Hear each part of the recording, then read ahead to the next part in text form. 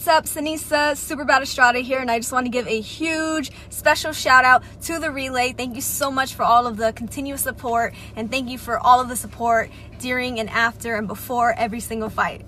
Welcome to the motherfucking Relay. We're covering today's top boxing news. Ow! Okay, we'll start with this. Well, Yvonne Michelle, Jim, Canadian-based promotional outfit, tweeted, Group Yvonne Michelle heads to the IGA Stadium on August 28th with Kim Clavel as the headliner. More details, Yvonne Michelle and John Paul, it's here. Kim's going to be returning to action. Kim Clavel, who campaigns in the flyweight division. Kim Clavel, who had a rather productive 2020. More productive 2020 than most. She had 2 fights last year. One right here in the US of A on ESPN in July, and another south of the border in November. To top it all off, Kim spent some time on a reality TV show over there in Canada. I think it was the Canadian version of Big Brother. Don't quote me on that, but she definitely did spend some time participating in a reality TV show over there. Now she's set to return late next month, and she's not just returning late next month, she's the headliner. Perhaps that stint on that reality TV show lended itself to Kim Clavel's overall exposure up there in Canada, and that has afforded her the opportunity to headline her own show, which is saying something because Kim, while an unbeaten contender, unbeaten up-and-comer, she ain't even got a world title yet. She's doing very well for herself. A productive 2020 when many other fighters couldn't even get a fight in due to the COVID-19 pandemic. Kim managed to have 2 fights last year, made this appearance on this reality TV show. She's going to be returning to action in a card that she's headlining. She's having a very good run, sporting a professional record of 13 wins and no losses with 2 knockouts, fighting out of the flyweight division. But there's been a lot of activity as of late. Naoko Fujioka, the reigning WBA champion of Japan, very recently defended her title against Sulem Urbina. Marlon Esparza recently unseated Ebeth Zamora Silva as that division's reigning WBC champion. To which Leonela Paula Judica reacted. That division's reigning unbeaten IBF champion. She wants to unify, and she was very Johnny on the spot in calling Marlon Esparza out. Debra Anaí Lopez, reigning WBO champion since December of 2019, she remains that division's WBO champion. I mean, there's been a lot of movement, a lot of activity, and this is where Kim Clavel campaigns. She's got ample opponents, champions and former champions, to go around. She's going to be squaring off against an opponent that has yet to be announced. Don't know who it's going to be. Sure, an article published in reference to the story, in reference to the fight and what kind of fight it's going to be, and I saw some mention of a WBC trinket title. This could indicate that Kim Clavel is trying to line herself up for a WBC title fight. If that WBC title is a flyweight title, that would then mean that Kim might be lining herself up for a Marlon Esparza fight. Well, perhaps. We'll see. 2 of the 4 reigning champions at this weight have successfully defended their titles. Naoko Fujioka of Japan, Debra Anaí Lopez of Argentina, Marlon Esparza very recently toppled Ebeth Zamora Silva for the WBC title. Leonela, she's looking to unify with Marlon. I mean, there's enough action to go around for everybody. And Kim is a part of that action. She should be. She's a part of that scene. Late next month, she's going to be returning to action. So we'll see what the next chapter of Kim Clavel's career holds for her.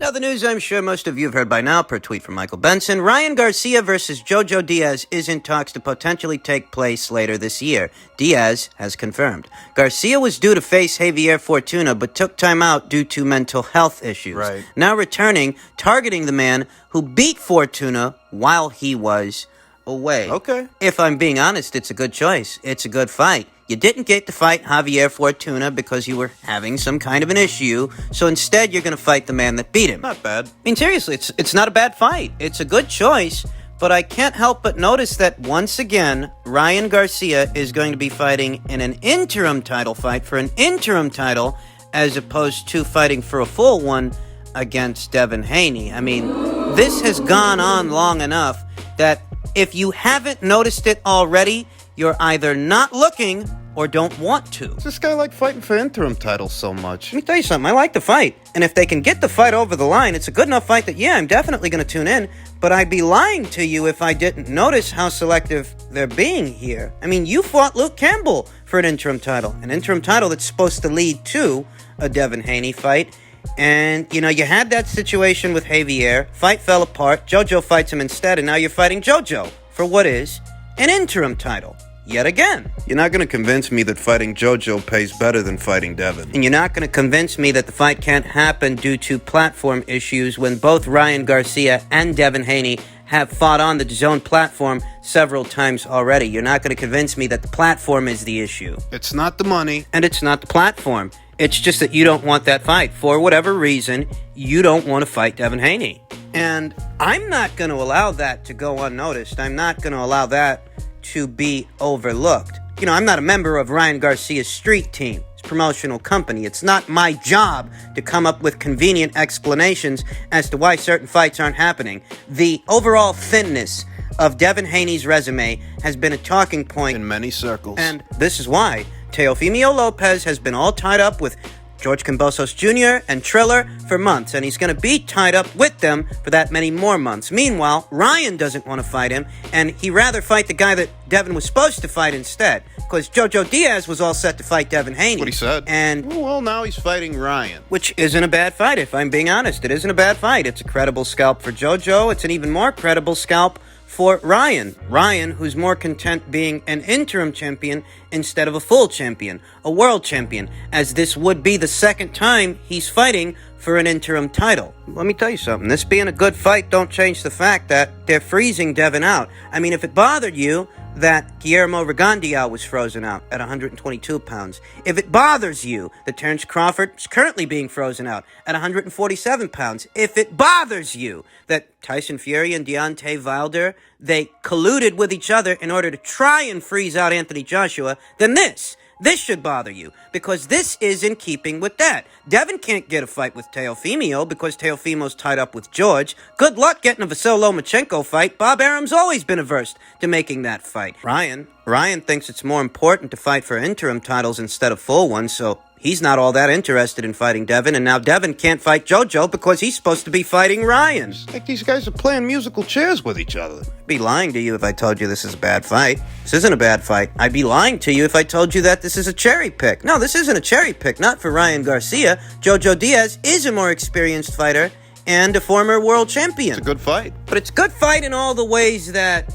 Errol Spence Jr. versus Sean Porter was a good fight. It's a good fight in the sense that, yeah, you're fighting a good guy, but this ain't the guy that people have been asking you to fight, is it? I'm not Ryan Garcia's publicist. Or Devin Haney's, for that matter. I don't get paid to run interference for either one of these two guys. But if somebody asks me why is it that everybody's got a better resume than Devin, it's simple. It's because these guys always choose to fight somebody else. I don't gotta sugarcoat it. Teofimo's tied up. Bob won't make a fight between Loma and Devin. Meanwhile, Ryan's not interested. Jojo was, but now Jojo's fighting Ryan, so Devin's left out in the cold. So it breaks down. Now, that doesn't mean that Devin doesn't have options. He still has options. One fight that I think would be a very good fight, a very intriguing fight for young Devin Haney, is a Richard Commey fight. Former IBF lightweight champion Richard Commey. If Jojo's decided to bail on you, why don't you fight Richard Commey as a voluntary? Why don't you take him on? That's an intriguing fight. Richard's a strong puncher. He has since rebounded off the knockout loss to Teofimo Lopez with a knockout of his own. If you want to get people's attention with your fights. In the lightweight division,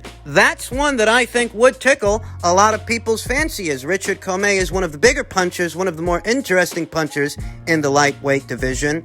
And I'm sure he'd be receptive to it, because for him it'd be a title shot. It would be a world title opportunity. Really ain't too many of those going around. Devin Haney reacted to the news very recently by way of social media, and in so many words, he said, "I'm the most avoided fighter in boxing today, and I can't say as I blame him." These guys keep finding ways to find other people. And Garcia versus Jojo Diaz, good fight or not, still results in the same thing, doesn't it? Two other guys that ain't fighting Devin. Well, they rather fight each other.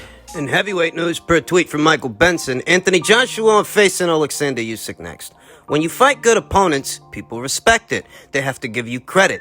This is about being a throwback fighter and taking on all challenges. It's about statement performances.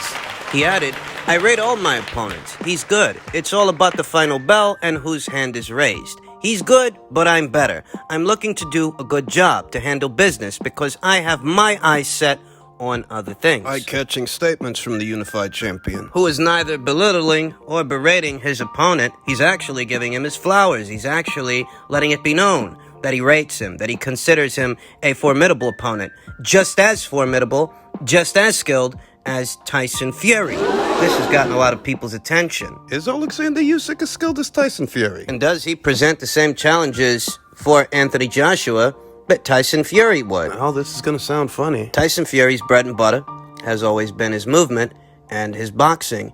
And what makes him so formidable is the fact that he can move as fluidly as he does, given his size. He can move as well as he does for a big man. And he does move well for a big man. It's a part of what makes him such a tough nut to crack. However, does that actually make him more skilled? Emphasis on skill. Right? Does that make him more skilled than Usyk? I happen to think Usyk places his punches better than Tyson Fury does. Tyson Fury has never struck me as all that accurate a puncher. Or all that busy. Both guys, not a stick and move. Disarm an opponent, take away some of their best weapons. Both Alexander Usyk and Tyson Fury are capable of doing this. We've seen this in the past. Usyk did it to Garcia. Fury did it to Klitschko. Took away that right hand. Both guys know how to be fleet of foot, light on their feet, fighting on the balls of them, navigating the ring.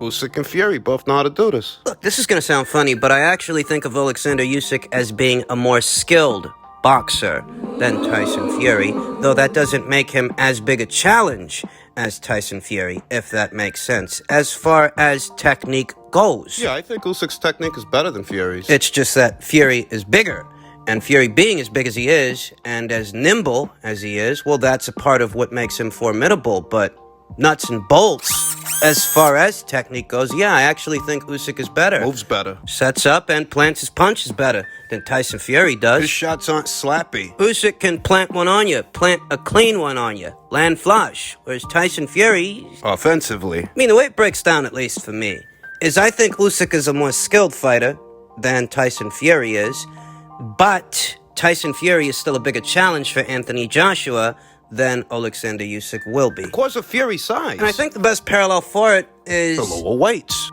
You look at a fighter like Naoya Inoue, for example, pound-for-pound fighter, highly skilled, monstrous puncher in his own division. More skilled than a Sean Porter, what you say? Comparatively, yeah. He sets up his shots better than a Porter does, lands harder than a Porter does, doesn't smother his work the way Porter does. Because he's more skilled. But if you're a welterweight, campaigning in the welterweight division, a Sean Porter will pose a greater challenge to you than, say, a Naoya Inoue because of Sean Porter's size. As opposed to Naoya Inoue's size. Because size counts. Don't let anybody tell you different. You have to account for it. Comparatively, Naoya Inoue is a more skilled fighter than a Sean Porter. He's just not as big as a Sean Porter. You have to account for that. The same way that Usyk might actually be a more skilled fighter than a Tyson Fury, but nowhere near as big. Thus, you have to account for that as well, that Usyk is a cruiserweight that moved up in weight, and he hasn't had that many fights in the heavyweight division. Comparatively, Tyson Fury might be the bigger challenge, even though he's not as skilled as Usyk. In layman's terms, I think Usyk's more skilled, but Fury's still the bigger challenge because Fury is still the bigger guy. Skill-wise, Usyk might be just as The good. discrepancy in size will leave a lot for him to account for. Finally, per tweet from Michael Benson, Bob Arum on the WBO ordering Crawford versus Porter. Hopefully we'll be able to get it done. The way we left it was Top Rank Star do both would talk to the PBC people who we're working with now to see what could be done on a cooperative basis. I'm optimistic. Terence Crawford said, all the so-called elite welterweights have shown no interest in fighting me. Now one of them is being forced to. I'll show once again why I'm the best pound-for-pound fighter in the world. Be ready. Said he's been begging for a real challenge. Been talking a lot about this situation here on the channel since the news broke that the WBO is now ordering the fight between Terence and Sean, and how the only way this fight don't happen is if Sean don't want it to happen, because I don't think Terence Crawford's going to vacate his WBO title. That's how it breaks down. For Terence, it's simple. You either satisfy your mandatory challenger, or you surrender, you forfeit the WBO title, and I don't think that's about to happen. I don't think Terence is about to do that. And that puts the ball in Sean Porter's court. If you want this fight, if you really want this fight, the way you've been telling everybody that you want this fight, well, here's your chance. You don't have to accept Bob's number. Let it go to a purse bid and let your own people bid on the fight because you're so fucking worth it. That is the situation that this order from the WBO creates. It's a situation that will expose who really wants this fight and who doesn't, because Terence Crawford has often been accused of not fighting the best fighters in the welterweight division. What people like to say. As if he hasn't tried to, as if they didn't try to make the Errol Spence Jr. fight, as if they didn't try to make a Danny Garcia fight. Oh, how soon they forget. Happy, that makes him happy. Right. You get it? No, I get what you're saying. Like, what is the problem here? Right. Like, why are you worrying about PBC fighters? Well, he's saying, well, I understand they saying 47 will step it up, but he's a WBO champion. Right. You got 100 top WBO ranked. Right. 100 people you can pick out of. Fight your number one contender. Right. I mean, they're kind of. Go ahead. What you gotta understand, brother, is that everybody has their own lane. Right. PBC got his own lane. Barbarian. Everybody has. Why they worrying about PBC 47? Maybe they have no one for Crawford to fight. Yeah, but they got plenty of people to fight. You got WBO. There are those out there that would have you believe that it's Terrence's fault that he hasn't been able to corner these quality fights with these quality fighters when nothing could be further from the truth. It's because these quality fights with these quality fighters, these elite welterweights, They're the ones that have been running from the fight. I mean, we know all about the Errol Spence stuff, how Terence Crawford confronted him face to face. And Errol, in so many words, communicated that Al had a different plan for him. 4 names. None with Terence Crawford's. Yeah, we've been all through that. What about the time the top-ranked people offered Danny Garcia a title shot, $3 million to fight Terence Crawford in November of 2018? What about that? He gets offered the Crawford fight after losing to Sean Porter. This was an opportunity for Danny, make no mistake. It was a world title shot and a multi-million-dollar fight, and they offered it to Danny after Danny lost to Sean. That was in November of 2018. Danny don't take the offer. Danny goes on to fight Adrian Granados for no belt at all. Ridiculous. In April of 2019. He doesn't fight again in 2019. Crawford's still available. Crawford needs an opponent, but Danny don't fight again in the year of 2019. Later on that year, in October, Spence gets in a car accident, so he's incapacitated for a while. We know that Errol Spence didn't return to action, didn't return to the ring, till later on, much later on in the following year. So Spence gets into that car accident in October. Danny, he sits out the rest of 2019, doesn't return until early 2020. Fights Ivan Redkach. Why didn't he fight Crawford? You look at the timeline, you see how things happen, you ask these kinds of questions, and you're gonna get a couple of mutants making excuses for Danny Garcia, like Errol Spence. There are always a few. And it just repeats itself that way, over and over. And that's the beauty of this situation. That's the beauty of the WBO's order. It eliminates the fluff. Sean, if you really want this fight, nobody can stop you from getting it. So, do you want this fight? We'll find out.